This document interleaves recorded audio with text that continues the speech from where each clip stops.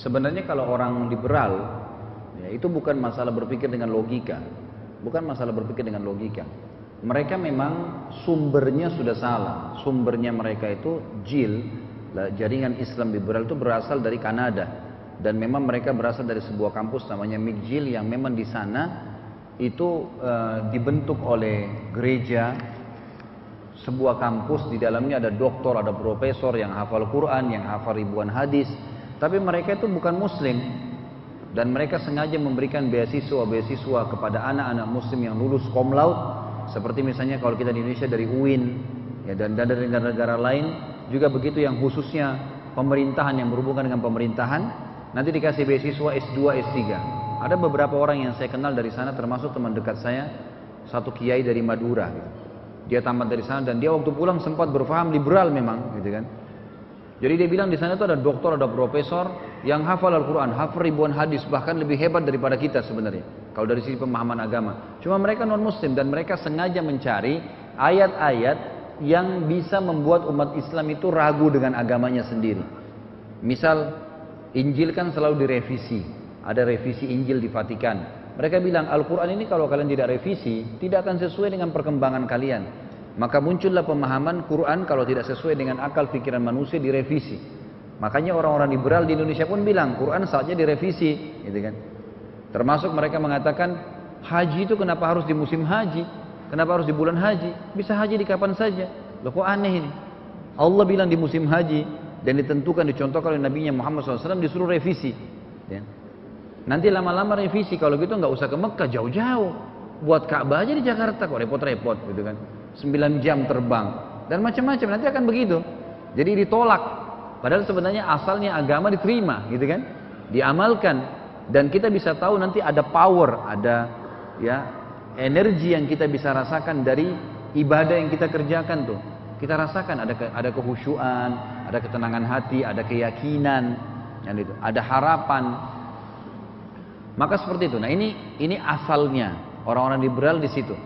Kemudian dikatakan kenapa laki-laki yang menceraikan, kenapa perempuan tidak, kenapa perempuan harus pakai jilbab, kenapa ada poligami, kenapa ada begini, kenapa ada begitu, beragam macam ya masalah hukum Allah diobak-abik ini, dan banyak umat Islam yang tidak paham terpengaruh. Jadi mereka bukan masalah akal sebenarnya, tapi mereka tertipu dengan orang-orang yang memang membenci Islam, gitu kan.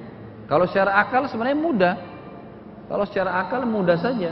Ada seseorang datang kepada gurunya sambil berkata begini, saya mau bertanya 3 hal. Bisa dimatikan tak? Ya. Yang pertama, saya mau tahu atau bagaimana saya memunculkan keyakinan saya tentang Allah sementara Allah tidak kelihatan. Sementara Allah tidak kelihatan. Tolong tunjukkan kepada saya, kata si anak ini, tolong tunjukkan kepada saya satu fenomena alam yang tidak kelihatan tapi saya bisa rasakan, supaya saya yakin Allah itu ada. Kemudian gurunya tanya, apa lagi? Dia bilang yang kedua. Yang kedua, saya mau tanya, iblis itu diciptakan dari api. Dan disebutkan dalam Al-Quran, iblis juga akan masuk ke neraka. Neraka dari api. Benarkah itu? Iya benar. Baik, kalau iblis dari api, kalau iblis itu dari api dan akan disiksa di api, dia rasa apa?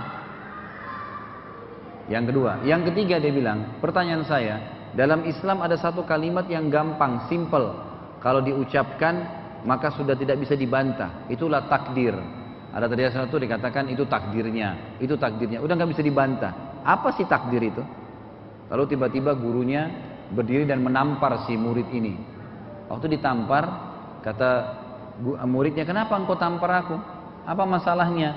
Apa salahku? Gitu kan. Lalu kata gurunya, tamparan saya jawaban atas 3 perkataanmu. pertanyaanmu tadi. Kalau yang pertama, muridnya bilang coba jelaskan kepada saya supaya saya paham. Dia bilang yang pertama kamu mengatakan tadi tolong tunjukkan kepada saya fenomena alam yang bisa saya rasakan tapi saya tidak bisa lihat supaya saya yakin Allah itu ada. Kata gurunya, waktu saya tampar tadi kamu rasa apa? Dia bilang saya rasa sakit. Kata gurunya, kamu bisa rasa itu sakit? Dia bilang iya. Kamu bisa lihat? Dia bilang tidak. Kata gurunya, begitulah Allah. Allah bisa dirasa keberadaannya, tidak ada Tuhan selain Dia. Ya, gitu. Kemudian yang kedua, masalah syaitan. Iblis diciptakan dari api, disihir neraka, apa yang dia rasakan? Kata gurunya, saya ingin tanya, komposisi tangan saya dari apa? Kulit, daging, tulang. Pipi kamu, kulit, daging, tulang. Waktu saya tampar kamu sakit nggak? Dia bilang sakit. Kata gurunya begitu juga iblis. Jadi tidak harus bendanya sama kemudian tidak dirasa. Kemudian yang ketiga masalah takdir. Kata gurunya, pernah nggak kamu berpikir ketemu sama saya sekarang dan saya tampar kamu?